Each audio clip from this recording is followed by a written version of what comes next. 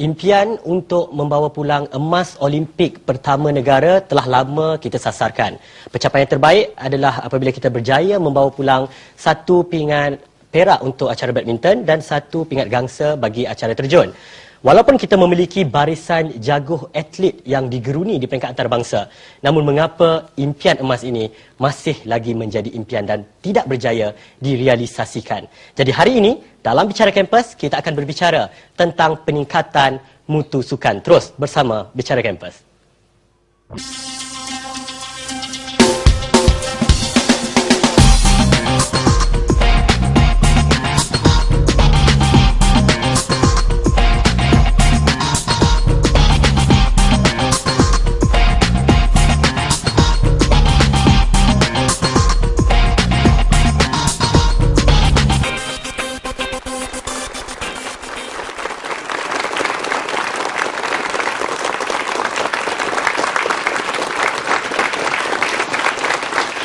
Bismillahirrahmanirrahim. Assalamualaikum warahmatullahi ta'ala wabarakatuh. Salam sejahtera, salam satu Malaysia saya ucapkan kepada anda yang bersama-sama kami dalam rancangan Bicara Kampus. Seperti biasa, hari ini kita akan mengupas isu tentang perkara yang berlaku dalam negara bersama saya Muhammad Syamsul Saleh selaku perantara anda mengupas isu berkenaan peningkatan mutu sukan. Banyak yang mungkin akan kita bincangkan tentang sukan dan saya yakin dan percaya perbezaan agama, budaya, warna kulit dan sebagainya ini tidak akan pernah memisahkan kita untuk membincangkan isu mengenai sukan kerana ini adalah salah satu medium perpaduan yang digunakan di negara kita adalah negara Malaysia. Jadi bersama-sama saya hari ini adalah 3 orang panel yang saya yakin dan percaya mampu untuk mengupas isu ini dengan lebih teliti dan mendalam. Saya perkenalkan panel kita yang pertama iaitu Dr. Saharudin Haji Ismail iaitu Setiausaha Bahagian Sukan Kementerian Pengajian Tinggi KPT. Kita beri tepukan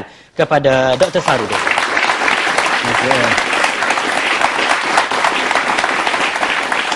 Baiklah, panel kita yang kedua adalah saudara Iqbal Ismat bin Nordin iaitu mahasiswa dari Universiti Putra Malaysia. Tepukan kepada Iqbal.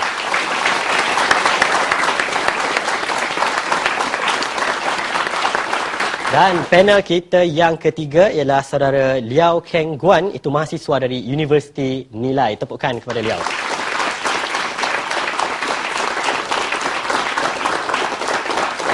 Baiklah, hari ini Studio 1 telah pun menerima kunjungan rakan-rakan mahasiswa yang datangnya dari Universiti Nilai. Tepukan kepada diri anda. Terima kasih. Kita juga menerima kunjungan dari rakan-rakan yang datangnya dari Universiti Putra Malaysia UPM dan juga KPT. Terima kasih. Baik, untuk tugasan yang pertama ini sudah selesai. Jadi saya rasa tanpa melengahkan masa kita terus berbincang tentang peningkatan mutu sukan. Sebelum tu saya ingin tanya Iqbal. Iqbal, sukan apa yang anda aktif di kampus? Saya kalau nak kira aktif sukan di kampus saya main macam-macam. Olahraga, rugby, bola sepak, badminton. Tapi sukan meja saya adalah sukan olahraga, iaitu lumba lari. Pencapaian terbaik, Iqbal? Kalau di UPM setakat ni yang baru-baru ni sukan IPT itu SUKIP yang KPT anjurkan, emas 4 kali 100 meter. 4 kali 100 meter. Kita beri tepukan tahniah ucap pada Iqbal.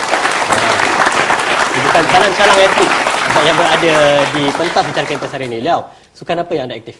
Begitu juga saya sama dengan Iqbal. Macam-macam sukan adalah kampus, tapi sukan utama saya tenis dan rugby. Tenis dan rugby. Kenapa tenis dan rugby?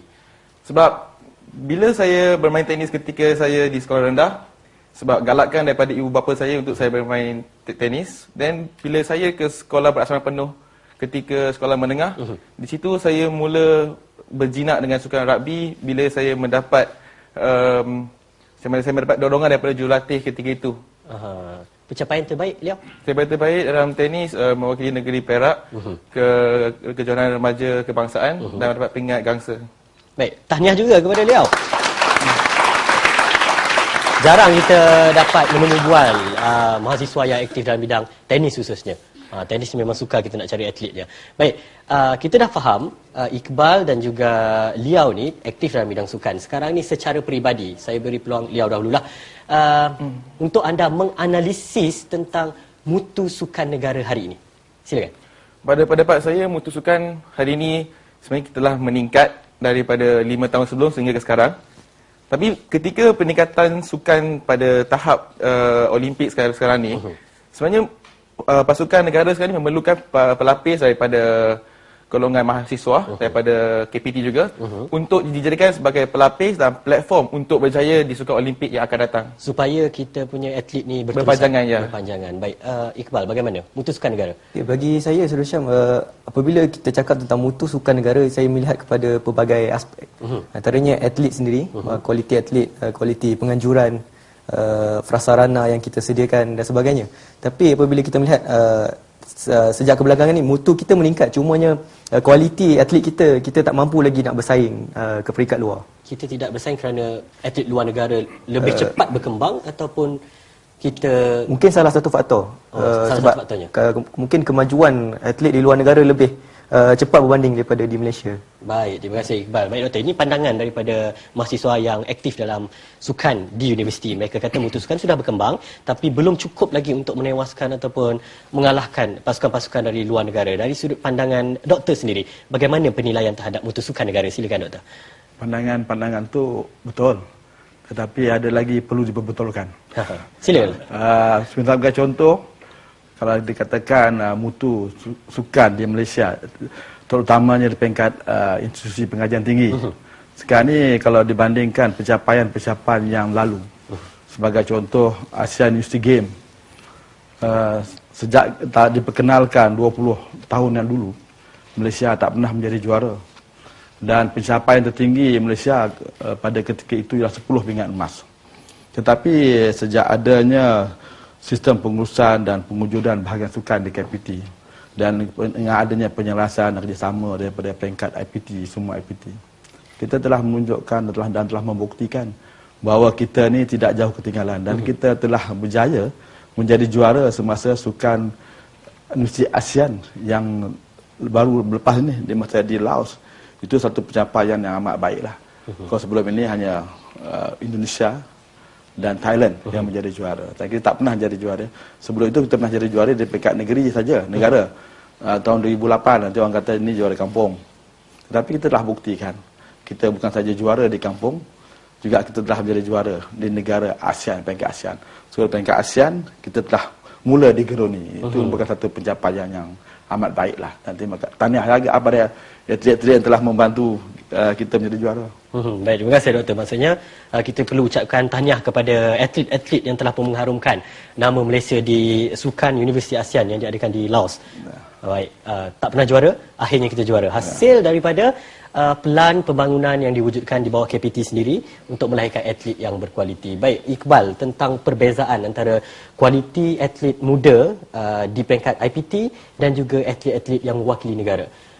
Ada sebilangan yang mengatakan kita berjaya melahirkan atlet muda yang bagus, yang menang di peringkat antarabangsa, menang di peringkat remaja dunia dan sebagainya. Tetapi apabila dibawa ke peringkat senior, contohnya, mereka mula tenggelam. Mengapa isu ini berlaku? Okey, pada pandangan saya, ini pandangan peribadi saya.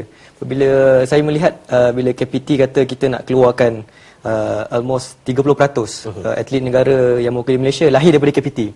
Tapi sebenarnya atlet-atlet yang lahir daripada KPT ni memang kita capai sasaran 30%. Cumanya atlet yang lahir daripada KPT ini adalah atlet yang memang sememangnya atlet negara.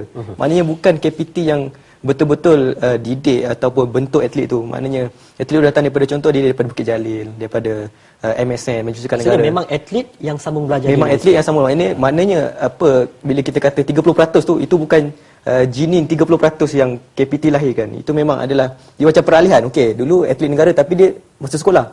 Bila ke peringkat universiti, atlet negara tapi masa universiti. Dan bila dekat universiti kita pakai nama KPT lah. Cumanya kita, apa yang kita harapkan ialah atlet yang betul-betul daripada KPT, yang bukan daripada MSN, yang bukan daripada Bukit Jalil, memang lahir daripada IPT sendiri dan IPTS, yang mewakili negara. Maksudnya sebelum ni tidak terlibat. Dia tidak terlibat langsung dengan maksudnya potensi itu dipupuk dia kena pasti di IPT sendiri. Di IPT. Doktor, bagaimana keadaan ni dengan pandangan? Pandangan tu betul juga. Tetapi daripada peringkat awal lah. Memang peringkat awal ni kita banyak bersama dengan IPT. Tapi kita perlu lihat daripada sudut lain. Sebelum ini, misal contohnya atlet-atlet daripada sekolah sukan. Selepas habis SPM, mereka tak tahu hala tuju ke mana. So IPT mengambil tindakan dengan bersama dengan semua sekolah-sekolah sukan. Kita beri laluan yang mudah kepada atlet-atlet yang telah digerum. Untuk melahirkan atlet dia dah umur 18 tahun itu peranan ramai orang lah, terutamanya peringkat sekolah-sekolah. Kerana mereka inilah yang dididik pada awal. KPT ambil dah ambil anak angkat lah 18. Tetapi dalam pencapaian akhir-akhir ini, kita juga KPT juga telah IPT bukan KPT. IPT juga telah berjaya melahirkan atlet-atlet mereka sendiri. Sebagai contohnya pemain-pemain bola sepak Amer, Ruben, itu dah lahir semasa mereka di dalam IPT universiti. Sebelum ini mereka tidak menyerlah. Tapi dengan adanya peluang yang diberi oleh institusi pengajian tinggi melalui dasar pengasukan IPT, kita telah dapat meningkatkan pencapaian mereka. Jadi ini bukan satu pencapaian yang amat baiklah yang kita buat melalui IPT. Tapi perlu diingat juga di sini pencapaian itu kita tidak bergerak secara bersendirian.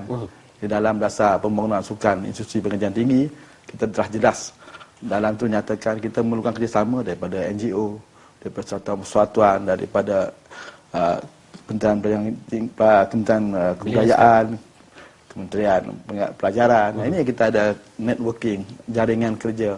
Kalau sampai universiti saja nak buat, peringkat IPT saja nak buat, memang sukarlah. Baik, saya tertarik. Kalau masuk universiti baru nak dipupuk, maka agak lambat. Liao, macam mana kita nak meningkatkan mutu sukan negara kalau lewat kita mengenal pasti potensi yang ada dalam diri seseorang atlet? Pada pendapat saya rasakan bahawa setiap universiti, setiap IPT perlu ada perlu ada kepakaran. Maksud saya, setiap IPT sekurang-kurangnya mereka memerlukan pensyarah ataupun ahli sukan yang mempunyai jurusan sarjana muda dalam sains sukan. Sekurang-kurangnya mereka tahu macam mana kita nak membina dan untuk bermula daripada kosong hingga berjaya mewakili negara. Sekarang ni ada atau tidak? Sekarang ni bukan semua universiti ada, tapi kadang-kadang universiti ada pun mungkin pegawai sukan. Pegawai sukan mereka mungkin daripada latar belakang sukan, mungkin mewakili negara. Tapi mereka biasanya bercakap dan melatih melalui pengalaman. Dan mereka tidak mengikut apa yang sains sukan yang diaplikasikan untuk mereka berjaya daripada kosong hingga berjaya mewakili negara. Dan sebab yang kedua, saya rasakan bahawa infrastruktur memainkan peranan penting.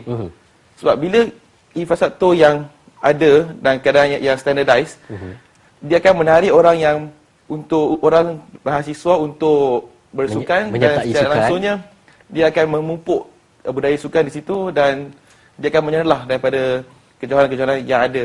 Yang disediakan di peringkat IPT ataupun di peringkat kebangsaan. Ya, betul. Sila tambah sikit. Baik, silakan. Okay, bila saudara Liao bercakap tentang kualiti jurulatih dan sebagainya, saya ini sepengetahuan saya, di Korea dulu bila kita punya pasukan bola tahun 1970, zaman Mutahari sebagainya, pasukan Korea, pasukan bola sepak Korea tu kita punya belasan je, 3-0, 4-0. Tapi bila dah zaman sekarang dah berubah tahun 2000 ke atas, Korea dah mencapai tahap sampai jauh meningkat tempat ketiga Piala Dunia tahun 2000 tak silap. Ini sebabnya mereka ada menumbuhkan satu universiti sukan. Universiti sukan ni dia berperanan sebagai dia nak mendidik atlet-atlet mereka secara ilmiah dan secara sukan. Maknanya profesor-profesor mereka ialah atlet-atlet bekas atlet-atlet negara. Maknanya kepakaran mereka memang betul-betul dalam bidang mereka lah. Contoh kalau kita nak aplikasikan di Malaysia, contoh macam Nicole David, squash, Lee Chong Wei, badminton, macam itulah. Semua di Korea dia amalkan dan tidak ada kata nak jadi profesor kena ada PhD, kena ada master. Baik, terima kasih Iqbal. Universiti sukan ni saya simpan dulu Datuk. Saya akan ajukan soalan ini kepada doktor. Sebelum tu saya ingin buka ruang kepada rakan-rakan yang hadir untuk mengajukan soalan. Siapa ya? Silakan. Assalamualaikum warahmatullahi wabarakatuh. Waalaikumsalam. Nama saya Muhammad Zafir bin Musa. Baik, soalan saya ingin menunjukkan satu soalan. Apakah usaha KPT bagi membantu memperbanyakkan lagi atlet di kalangan mahasiswa yang mewakili negara selain meningkatkan kualiti atlet tersebut? Baik, terima kasih soalan yang baik. Saya buka lagi peluang untuk soalan yang kedua. Siapa? Silakan. Saya Nusyadah binti Abdul Rahman dari Universiti Putra Malaysia. Baik, soalan saya adalah bagaimana untuk seiringkan sukan dengan pendidikan ilmiah, sebab seperti yang kita tahu ramai atlet-atlet yang kalau belajar, dia punya pengajian mungkin tertangguh. Jadi macam mana nak seiringkan benda tu supaya mereka habis belajar dan terus bersinar di mata negara. Baik, terima kasih. Dua soalan yang baik. Tapi kita simpan dahulu soalan ini. Kita beri ruang panel kita untuk berehat dan berfikir. Jadi kita akan kembali menjawab soalan ini kembali selepas ini. Jangan ke mana-mana.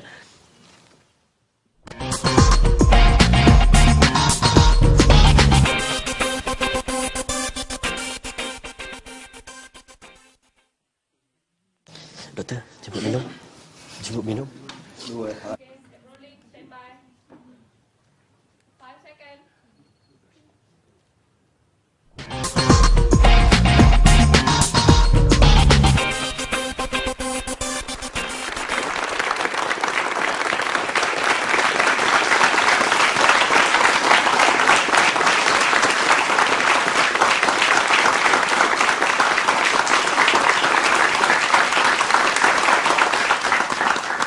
Baiklah, terima kasih kerana masih lagi setia bersama Bicara Kampus. Hari ini kita membincangkan isu mengenai peningkatan mutu sukan. Sebelum berehat sebentar tadi, kita telah pun memberi ruang kepada sahabat-sahabat kita yang ada di studio hari ini untuk mengajukan soalan. Satu soalan dari wakil siswa, satu dari wakil siswi. Tentang yang pertama dari wakil siswa kita adalah usaha KPT untuk membanyakkan ataupun meramaikan lagi atlet dari kalangan mahasiswa yang bagus. Apakah usaha? Sebelum ini memang jawapan soalan khusus tu doktor. Tapi sebelum tu, saya nak tanya dari sudut pandang pemimpin pelajar. Iqbal. Macam mana Iqbal? Apa yang KPT sediakan ni adakah sudah cukup ataupun tidak cukup untuk melahirkan atlet dari kalangan mahasiswa?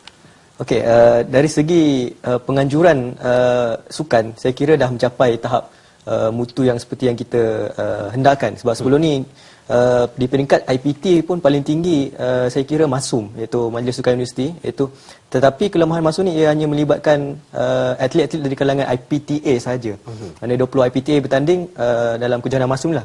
Dan baru-baru ni KPT telah melancarkan sukan IPT, iaitu SUKIP, yang melibatkan seluruh IPT, college community, college politeknik, IPTA, IPTS. Maknanya setiap institusi pengajian tinggi di Malaysia bertanding dalam satu pentas. Maksudnya ruang dia lagi besar, dibuka dengan lebih luas. Dan kualitinya turut dijaga, yang mana dia hanya dilakukan sebanyak 2 kali setahun. Sama macam 2 tahun sekali, maaf. Sama macam SUKMA lah. Sama macam SUKMA. Dia punya, maknanya dia punya standard tu, dia ada high standard punya kapasiti lah. Baik, Liao, macam mana? Saya bersetuju dengan apa yang saudara Iqbal cakap sebentar tadi untuk sukan IPT. Sukan IPT sebenarnya telah membuka ruang kepada banyak mahasiswa untuk bertanding dan melihat pemain ataupun atlet-atlet yang lebih bagus daripada mereka, dan mereka belajar daripada situ macam mana nak jadi lagi baik untuk bersaing seiring dengan atlet-atlet yang mewakili negara. Sebab persaingan ni penting untuk majukan prestasi. Persaingan yang sihat dan penting, dan persaingan ini sebenarnya memberi motivasi kepada pemain tersebut untuk menjadi lagi bagus dan akan cuba berusaha untuk SUKIP yang akan datang. Baik, terima kasih Liao. Doktor, itu pandangan daripada wakil mahasiswa kita. Ini adalah berkaitan usaha KPT. Selain daripada membuka ruang kepada penglibatan yang lebih besar daripada IPTS juga, college community, college politeknik dan IPTA untuk bertanding sekali, apakah bentuk langkah lain yang dibangunkan di peringkat KPT untuk melahirkan mahasiswa yang terlibat dalam bidang sukan? Dia banyak aspek yang membantu pembangunan sukan di IPT ini. Selain daripada penyertaan yang aktif daripada mahasiswa atau atlet IPT, kita juga memberi galakan kepada yang bukan atlet untuk bersukan sebagai program warga sihat. Kerana ini penting, kerana mereka ini yang menyokong. Bila sebut tentang sukan, dia tidak semestinya dia berlari sahaja. Yang sukarelawan juga adalah yang terlibat dengan sukan, yang ada panggil orang yang aktif dalam sukan. Ini penting. Yang kedua, sebelum 2009, sebelum kita wujudkan dasar pemasukan, ramai orang katalah IPT adalah kubur atlet. Mana masuk universiti, masuk IPT, sukan dia habis. Kerana tidak ada kesinambungan dan sokongan daripada pihak pengurusan IPT itu. Tetapi dengan adanya dasar sukan, dasar pemasukan IPT, pada yang dilancarkan pada tahun 2009, dalam itu dijelaskan apa peranan IPT untuk membangunkan sukan. Dan selain memberi kelonggaran jalan hijau, laluan green lane, laluan kemasukan mudah kepada para atlet Kalau mendapat CGPA 2 jika wakil negara boleh masuk melanjutkan pelajaran. Mereka boleh memilih bukan sahaja untuk sains sukan tetapi juga apa jenis pengajian yang mereka ingin ceburi asalkan dia layak lah. Kalau wakil negeri CGPA-nya 2.5 sudah layak. Maksudnya KPT ini tidak membunuh, tapi kita memupuk mengembangkan lagi. Kita mengembangkan. Dan saya pada itu juga seperti sebut tadi macam infrastruktur sukan. Saya rasa dibandingkan peringkat negeri di IPT kemudahan infrastruktur sukannya lebih baik dan beberapa kejohanan peringkat negara dan peringkat antarabangsa seumar sebagainya dia menggunakan kemudahan sukan di IPT yang sedia ada. Mana ini antara faktor-faktor yang membantu membangun. Tapi ini juga tidak cukup kalau tidak ada penglibatan daripada mahasiswa sendiri yang untuk meneruskan sukan mereka. Kerana tanpa pelibatan mahasiswa ini tidak infrastruktur itu tidak bermakna lah. Selain daripada itu ada beberapa faktor yang lain yang mendorong ialah pegawai-pegawai sukan. Saya ingin beri kredit lah kepujian kepada pegawai-pegawai sukan kerana komitmen mereka. Kerana orang yang bekerja di bidang sukan ini dia waktu kerjanya hujung minggu, Sabtu minggu ataupun selepas petang. Masuk orang bekerja, dia bekerja. Masuk orang berehat, dia bekerja. Masih bekerja lagi. Masih bekerja lagi. Macam saya lah, tadi ada hujung minggu tidak ada. So ini merupakan anda faktor-faktor. Tapi yang lebih penting pada itu ialah sokongan dari pihak pengusaha atasan, peringkat-peringkat IPT yang memahami. Kalau dahulu kita dengar ramai bicara-bicara mengugut pelajar-pelajar, kau nak belajar ke kau nak main. Tapi sekarang ini isu-isu itu tak ada lah. Adalah satu-satu kes yang kita pencil lah. Tapi terpencil. Tapi apabila dengan campur tangan daripada IPT, KPT, sebab perkara ini telah tenggelam lah. Baik. Terima kasih Doktor. Jawapan yang lengkap, maksudnya KPT menyediakan segala-galanya untuk mahasiswa aktif dalam bidang sukan. Terpulang pada mereka, mahu ataupun tidak. Soalan ini saya pulangkan kepada anda semua, sama ada mahu menjadi atlet ataupun tidak. Bila berkata tentang di IPT, maka akan terkuburlah potensi seseorang atlet. Perkara ini, fahaman ini telah menjadi satu budaya. Maka pergilah kepada soalan yang kedua. Ketakutan mereka untuk seiringkan kejayaan akademik mereka ini dengan prestasi sukan sebagai atlet, pelari pecut. Iqbal, bagaimana sebenarnya anda boleh nasihatkan sahabat-sahabat anda ni untuk mengimbangkan kedua-dua kemahiran ini? Sila. Okey, secara peribadinya saya pun ada ramai rakan-rakan yang memang terlibat secara aktif dalam bidang sukan. Pagi kelas dan petang pergi training, kadang-kadang malam pun ada training. Jadi bila saya lihat pun memang agak sukar untuk mereka mengimbangkan antara pelajaran dan latihan. Tapi apa yang boleh IPT atau kementerian membantu mereka ni adalah untuk mengenal pasti bidang-bidang yang betul-betul mereka berkemampuan untuk menyambung pengajian di IPT. Maknanya tak adalah. Contoh kalau kita dah tahu dia tiap-tiap hari training, tiap siang malam petang kita bagi dia ambil biomedik, kita ni yang perlu masuk maknanya atas kemampuan dia, maknanya dia boleh seimbangkan dengan latihan dia dan masa dia belajar lah. Maknanya Liao secara peribadi, bagaimana pengurusan masa anda? Pengurusan masa sebenarnya bila kita nak imbangkan sukan dan pelajaran, sudah semestinya kita kena imbangkan dua-dua. Bila kita ada masa untuk belajar dan sudah semestinya kita ada masa untuk bersukan. Dan bagi saya untuk imbang kedua-dua benda itu tidak ada masalah kerana sebelah pagi sampai ke petang saya akan ke kelas ataupun mungkin ke kuliah, ada projek apa. Dan petang sampai ke malam saya akan gunakan untuk bersukan, pergi ke gym ataupun untuk bermain tenis, bermain rugby dan sebagainya. So saya memang dah fixkan masa saya bila untuk main dan bila untuk belajar. Dan kalau saya rasakan bahawa saya ada kejohanan seminggu, saya akan cuba untuk catch up balik apa yang dah tinggal ketika saya tak ada. Sebab saya dah mula pegang pada konsep ni sejak daripada sekolah menengah lagi. Sebab saya daripada sekolah asrama penuh, sekolah menengah sains Ratu Azlan Shah. So memang kita orang dalam sekolah tu banyak pemain-pemain negeri yang ada dalam tu dan mereka memang excel, memang mereka menonjol dalam pelajaran dan ada beberapa orang telah ke luar negara di bawah tajaan JPA. So daripada sana saya dah dapat satu konsep yang we don't study hard, we study smart. Tidak semestinya kita kena belajar semua, tapi kita belajar apa yang patut dan apa yang kita boleh guna. Yang penting disiplin. Yep. Disiplin kita terhadap masa. Doktor, ini soalan ni memang khas doktor tentang kalau atlet itu memang atlet negara dari MSN contohnya, apabila mereka masuk ke kampus, ramai yang hanya mengambil minimum subjek di universiti untuk mengelakkan berlakunya pertindihan jadual waktu latihan dan juga kelas. Tapi untuk mahasiswa biasa yang bila masuk universiti melalui laluan biasa, kemudian baru aktif dalam sukan, adakah mereka layak juga atau digalakkan untuk melakukan perkara yang sama?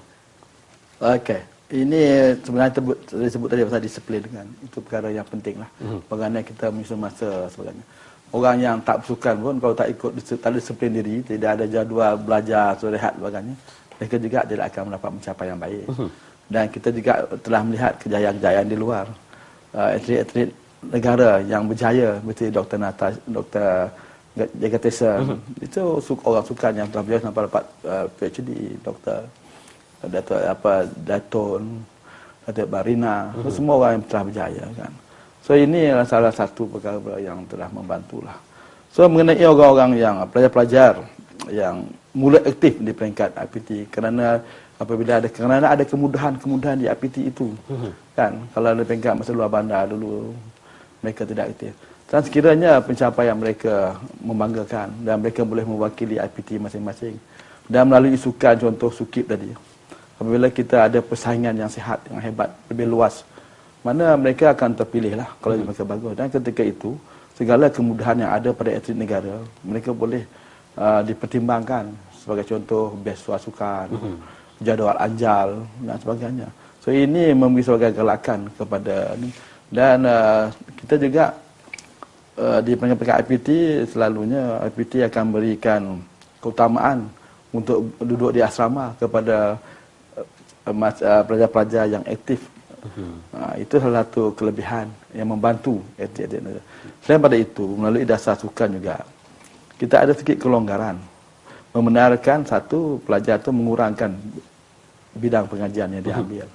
Yang kedua, jadual anjal. Yang ketiga, dia boleh melanjutkan tempoh pengajian. Kalau misalnya kalau kawan-kawan lain 4 tahun, dia boleh sampai 5 tahun, 6 tahun, 7 tahun. Selagi dia ingin memberikan sumbangan pada negara. Dan dibiayai di sepanjang tempoh itu. Ada beasiswa. Ada beasiswa dan ada allowance yang mereka akan dapat untuk membantu. So ini dengan adanya beasiswa dan allowance ini meringankan beban mereka. Taklah fikir nak belajar, nak cari duit dan sebagainya. Ada kan pelajar begitu kan. Maksudnya tidak ada perkara yang perlu ditakutkan. Tak ada perkara yang perlu ditakutkan. Kementerian melalui EIPT sentiasa melihat kebajikan atlet-atlet inilah. Baik, terima kasih Dr. Liao. KPT sudah menyediakan pelbagai dasar, pelbagai plan untuk menarik minat mahasiswa melibatkan diri dalam bidang sukan. Isunya, bagaimana mahasiswa menggunakan segala kemudahan ini untuk mengoptimumkan potensi mereka. Silakan. Okay. Seperti yang Doktor cakap sebentar tadi, semuanya berkait rapat dengan disiplin diri sendiri. Bila kita ada keinginan untuk buat sesuatu, semestinya kita akan cuba untuk mendapatkannya. Bila KPT dah menyediakan apa yang patut, dan kini daripada pihak kami sebagai mahasiswa, semestinya kami kena menggunakan sebaiknya apa yang disediakan. Dan bukan hanya meletakkan tepi dan hanya menumpukan kepada pelajaran. Bagi saya, sukan sebenarnya membina jati diri kita. Jati diri dan disiplin. Bila kita bersukan, kita dah sebenarnya memupuk perpaduan dan secara tidak langsung dia membina jati diri kita untuk menjadi lebih kuat dan untuk boleh berdikari. Dan yang paling penting, kalau terlibat dalam sukan pada negara, boleh mengharumkan nama negara. Betul. Okay, satu perkara yang penting dalam perkara ini kan. Kalau kita lihat atlet biasa, dia bersukan, dia bawa beg dalam tu penuh dengan alat sukan. Tetapi atlet IPT, selain pada membawa alat sukan, dia membawa buku. So masa waktu rehat itu dia boleh baca. Ini satu perkembangan yang bagus lah kan, kalau banding dengan atlet negara. Satu lagi, atlet IPT ni, itu dia panggilkan the thinking athlete. Dia atlet yang berfikir, menggunakan akal fikiran semasa main. Kerana kekuatan game ini, kelebihannya daripada akal. Bukan kepada kekuatan fizikal sahaja. So kelebihan itulah yang kita nak terapkan kepada the thinking athlete ni, atlet daripada IPT itu. So saya sokonglah Liao akan menjadi contoh yang baiklah untuk rakan-rakan.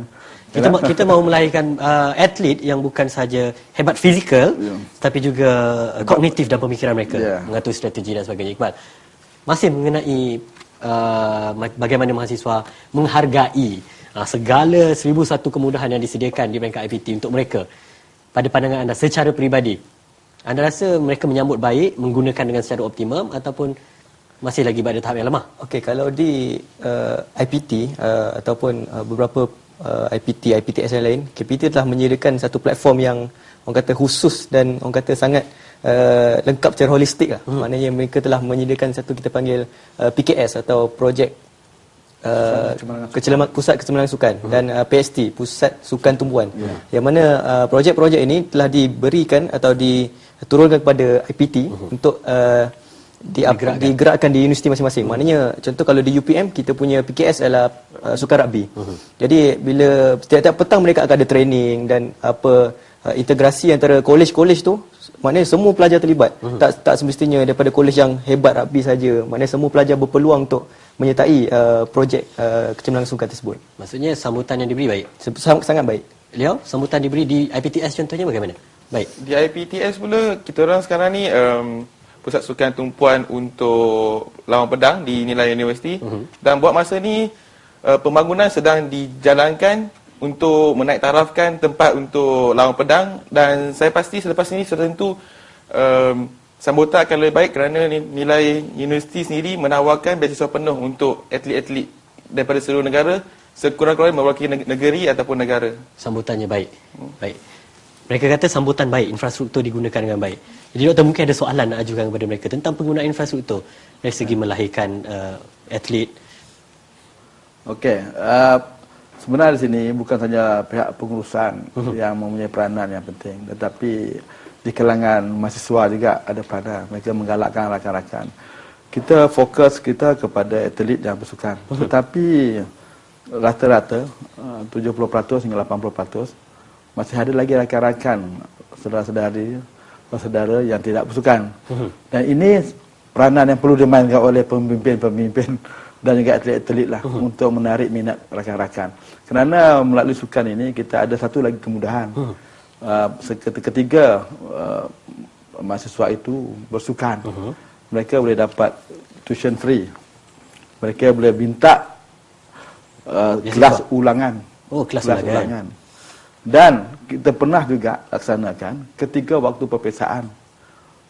Pelajar itu mengambil peperiksaan di venue kejohanan itu. So ini perkara-perkara yang kita telah cuba mendekati mahasiswa. Kalau dengan itu segala kemudahan itu, dan sepatutnya perkara ini boleh menarik lebih ramai lagi pelajar-pelajar mahasiswa-mahasiswa yang tidak bersukan ke arah sukan. Kerana kajian-kajian juga menunjukkan orang yang tak bersukan ini juga tak mesti pencapaiannya cemerlang. Baik. Malah ada yang pelajar-pelajar yang terlibat dengan sukan, keputusannya lebih baik. Kerana mereka ni telah mendapat pendedahan yang begitu luas. Kalau pergi ke luar negara, mahasiswa-mahasiswa yang tak terlibat sukan, payah dapat. Tetapi kalau atlet-atlet macam Nek Kebal, beberapa negara dah dia dah pergi dah ni. So ini membuka minda mereka. Betapa luasnya dunia ini. Banyak lagi perkara ilmu-ilmu yang kita perlu terokai. Bukan hanya di kampus yang amat terhad ruang lingkupnya. Baik, terima kasih doktor. Kebal, tentang sukan-sukan yang dianggap eksklusif seperti squash, bowling, golf, ada yang mengatakan sukan-sukan ini eksklusif, mahal dan sebagainya. Jadi bagaimana anda sebagai pemimpin mahasiswa ingin menggalakkan mereka terlibat dalam sukan-sukan ini? Okey, kalau di peringkat IPT di UPM, kita memperkenalkan kita panggil kursus kurikulum berkredit. Maknanya kita wajibkan setiap pelajar mengambil satu kursus kurikulum dalam bidang sukan dan satu lagi dalam bidang sukarelawan. Maknanya kita menawarkan bidang-bidang eksklusif ni. Contoh yang tak ada universiti lain, equestrian, golf, renang, bowling dan sebagainya. Jadi kita tawarkan program-program macam ni supaya kita memberi pendedahan kepada mahasiswa di peringkat IPT. Biarpun hanya pendedahan asas. Biarpun hanya pendedahan. Dan semua fasiliti kita sediakan. Kuda kita ada, padang golf kita ada, set golf pun kita ada. Pernah main golf? Pernah main golf. Pernah main golf di UPM. Berapa ramai kawan-kawan yang main golf sekali? Ada dalam 10 orang. Dalam 10 orang. Tapi pendedahan yang dibuat untuk sukan-sukan eksklusif ni tidak terlalu meluas. Hanya kepada orang kata syarat untuk mengambil kursus kurikulum. Tapi tidak sebarkan secara luas sebab mungkin promosinya tidak meluas. Baik, terima kasih Iqbal. Baik. Saya beri lagi ruang pada sahabat-sahabat yang ada di sini untuk mengajukan soalan. Ada siapa? Okey, silakan. Okay. Assalamualaikum.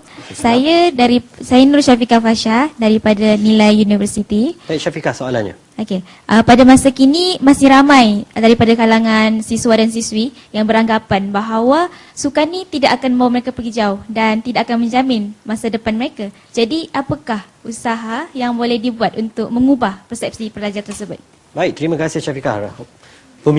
Stigma pemikiran kita yang mengatakan sukan tak boleh bawa kita pergi jauh. Okey, itu soalan daripada Syafiqah. Ada lagi soalan seterusnya? Selamat sejahtera. Saya Pang Chow Ying dari UPM. Saya ingin menanyakan satu soalan. Baik, silakan. Okey, soalan saya adalah, apakah cara yang paling efektif bagi pelajar-pelajar yang berpotensi dalam bidang sukan untuk menyerlahkan diri mereka di IPT? Baik, terima kasih. Dua soalan ini kita simpan. Kita akan jawab selepas ini. Kita berehat seketika. Jangan ke mana-mana.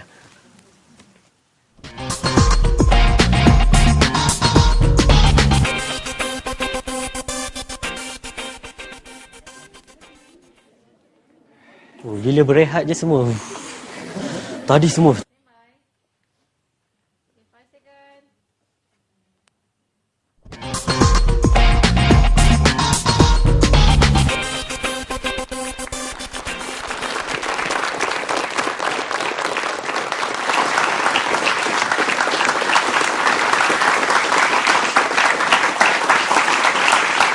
Baiklah, terima kasih masih setia bersama kami. Berbincang tentang peningkatan mutu sukan. Sebelum berehat sebentar tadi ada dua soalan. Kita akan jawab selepas ini, tapi sebelum tu saya nak uji dahulu sahabat-sahabat yang hadir di studio. Siapa yang hadir di sini terlibat dalam bidang sukan di kampus? Boleh angkat tangan tak? Oh, 2 orang. Oh, ada 3 orang, 4 orang. Oh, ada 4 orang saja yang aktif. Selebihnya memang tak aktif ke atau macam mana? Oh, memang tak aktif. Jadi sebab itulah hadir hari ini sebab nak tahu macam mana nak aktif. Jadi ini doktor mungkin boleh bagi banyak motivasi pada mereka untuk aktif. Banyak lawan pun aktif bersukan. Dia tak jauh ni suka lawan juga.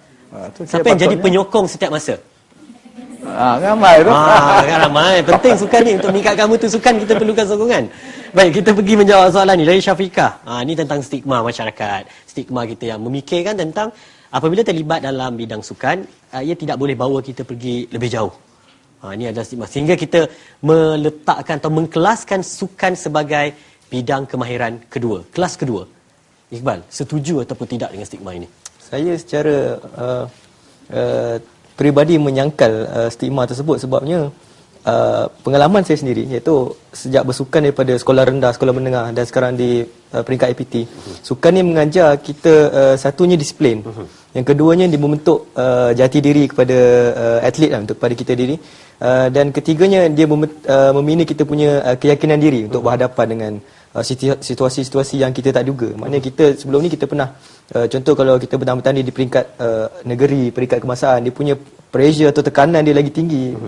So kita apabila kita menyertai sukan ni, kita boleh menyerap dan kita boleh adaptasi dalam diri kita. Maknanya kita boleh membangunkan diri kita sendiri lah. Baik, maksudnya anda tidak bersetuju dengan pandangan stigma ini? Sangat tidak setuju. Sangat tidak setuju. Liao, kita lahirkan ramai atlet yang hebat sebenarnya. Kita ada Datuk Nicolan David, pemain squash nombor 1 dunia yang telah pun berjaya memenangi banyak gelaran dunia. Kita ada Datuk Lee Chong Wei juga berjaya. Kita ada Azizul Hasni Awang dalam cara berbasikal, Fatihah Mustafa, dan kita juga ada Pandala Larinong. Ramai yang berjaya. Tetapi kenapa ada stigma yang mengatakan sukan tidak boleh bawa kita pergi jauh?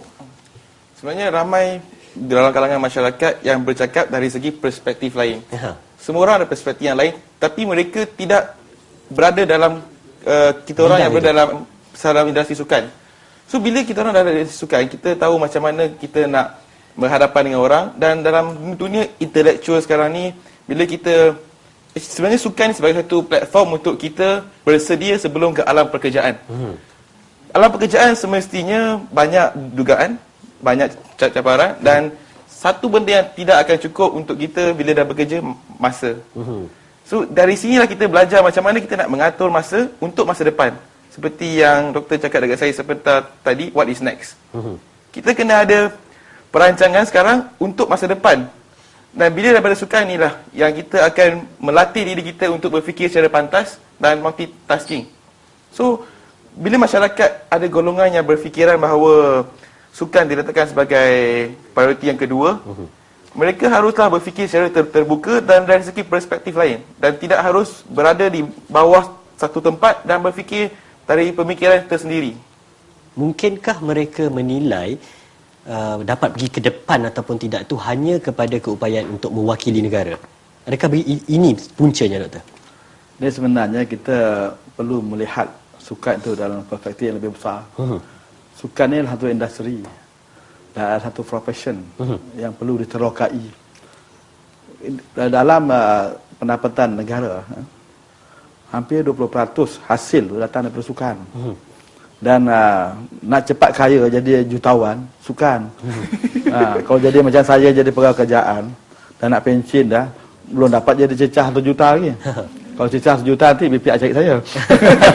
Tetapi sukan, melalui sukan, kena perkembangan industri memang boleh mempercepatkan kita menjadi jutawan. Contohnya Nicole David dah jutawan, Chong Wei dah ada jutawan. Ramai lagi yang cuma ada yang diheboh-hebohkan, diwawarkan ialah atlet-atlet yang duduk kursi roda untuk dapat perubatan. Kan seolah tidak ada kebajikan bagi mereka. So perkara-perkara inilah yang kita perlu betulkan persepsi ini. Kerana sukan ini memberi ruang pekerjaan yang amat luas. Terutama dari segi industri sukan tu. Sebut saja apa kalau nak bersukan, apa benda yang tak ada industri pada kita? Pakaian, kasut, baju, alat mainan, kalau basikal tu. Basikal biasa harganya 200-300 je. Basikal sukan 30,000. Macam beli kereta. Satu industri macam beli kereta, lebih mahal daripada kereta. Kereta tekan minyak je. Basikal kena kayu. Dia juga memberi seperti Liao juga tadi, memberi kesihatan pada kita sukan ini. Kalau badan sihat, otak cergas. Bila otak cergas kita dapat menghasilkan mutu kerja yang lebih baik. Dan selalunya bila kita buat temuduga untuk pengambilan, saya dapat membezakan antara orang yang aktif kurikulum terutama sukan dengan orang yang tidak aktif. Dari segi pandangannya, dari segi penilaian dia pada satu aspek yang di luar bidang dia, jangan berbeza. Seorang sukan dia ada level of confidence, tahap keyakinan diri yang amat menyelah. Terutama macam Kebal dah biasa dengan peringkat negara-negara ASEAN. Kalau orang tak bersukan, dia berdepan dengan negara peringkat antarabangsa, mungkin ada satu stigma bagi dia kan. Keyakinan diri itu lebih rendah daripada orang yang bersukan. So bandingkan tengok orang yang bersukan. So saya rasa persepsi inilah yang kita perlu war-warkan. Dan yang penting tadi disiplin. Tapi orang bersukan ni lebih disiplin pada orang yang tak bersukan. Kerana orang yang tak bersukan dia tidur, dia kata lambat lagi nak exam, dia tidur, rehat banyak. Orang bersukan dia aktif, dia kan betul nak kerja, jadual dia nak kerja tu, dia menyusun masa, pengurusan masa yang lebih baik datang daripada tekanan itu wujud hingga menyebabkan mereka menjadi disiplin. Lebih disiplin. Terima kasih, Doktor. Saya nak tambah daripada Doktor. Silakan, Liao. Daripada sukan jugalah dia memberi peluang kepada mahasiswa yang aktif bersukan untuk belajar, melanjutkan pelajaran ke peringkat yang lebih tinggi, untuk ke ijazah dan juga ke sarjana mula dan sebagainya. Seperti saya sekarang ni, tanpa sukan saya tidak rasa saya mampu untuk sampai ke tahap ijazah sekarang ni. Dan sebab sukan jugalah yang menaikkan jati diri saya dan memberikan saya satu keyakinan untuk saya berdepan dengan masyarakat sekarang ni. Baik, terima kasih. Baik, soalan yang kedua, kita ada baki beberapa minit lagi ni, Iqbal, tentang cara efektif untuk menonjolkan potensi, bakat dan mengenal pasti bakat yang terpendam dalam diri mahasiswa ni. Sila. Okay, bagi saya untuk membina kemahiran insaniah yang ada dalam diri tak semestinya melalui sukan. Banyak lagi platform-platform lain, contohnya kepimpinan, kebudayaan dan bakat-bakat yang berbeza ni kita perlu raikan. Maknanya kita tak semestinya dalam satu kolej tu semua kena bersukan. Maknanya ada yang pandai menari, ada yang pandai menyanyi, ada yang pandai berdebat. Kita kena raikan perbezaan ini. Jadi pelbagai platform perlu diwujudkan untuk mengenal pasti potensi-potensi yang ada supaya kita dapat kembangkan pelajar-pelajar ni ke peringkat yang lebih tinggi. Baik. Dan saya ada nak tambah sini. Baik, sila. Okey. Untuk promosikan sukan ni, pada pendapat saya, bila kita dah berada di IPT, ibu bapa juga memainkan peranan penting. Ibu bapa haruslah mendorong dan menggalakkan anak-anak mereka untuk lebih aktif dalam bersukan. Secara tidak langsung benda ni sebenarnya memberikan mereka aktiviti di IPT dan menjadikan kehidupan di universiti yang lebih indah. Ada benda untuk dibuat. Dan bila ibu bapa menyokong anak-anak untuk bersukan, semestinya mereka akan bersedia untuk menyalurkan bantuan dari segi kewangan. Dan sukan mana-mana pun perlukan kewangan, seperti kalau main bola pun kena ada kasut bola. Bila ibu bapa dah memberi sokongan, anak tu akan rasa lagi menjaga motivasi untuk berjaya di IPT. Baik, terima kasih Lau. Doktor, di peringkat KPT, bagaimana untuk kita cara yang efektif untuk menarik minat mereka, menonjolkan diri mereka dalam bidang sukan? KPT sentiasa memberi sokongan dan segala kemudahan, ruang untuk pelajar mahasiswa melibatkan dalam sukan telah disediakan. Segala kemudahan-kemudahan. Cuma dalam tu dasar. Kemudahan-kemudahan itu untuk student, untuk para mahasiswa.